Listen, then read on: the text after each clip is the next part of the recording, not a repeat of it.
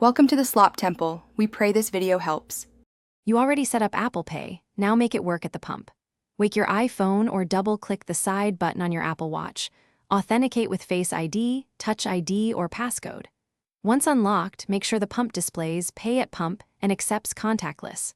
Approach the contactless reader with the top of your device. Hold steady until you feel a tap or see a confirmation. If prompted, select credit/debit or choose the card you want to use. Then follow the pump prompts to start fueling. Once your device registers, the reader communicates with your bank. This is fast but sometimes needs an extra second. Stay near the reader. After authorization, the pump screen will ask for fuel grade. Press the grade button and confirm whether you want a full tank or a specific dollar amount. Some pumps ask for a ZIP code. Only enter it if required by the terminal, otherwise cancel and retry. Make sure you don't insert any card. Apple Pay completes authorization contactlessly. Then the pump will, when fueling ends, return the nozzle and the pump finalizes the transaction. You'll often see a printed receipt or a wallet notification showing a pending authorization. Once posted, the final charge may adjust to the actual amount pumped. This is normal.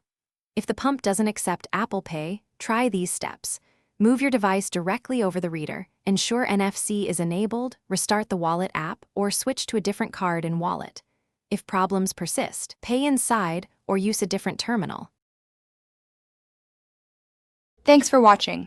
Consider subscribing if we helped you.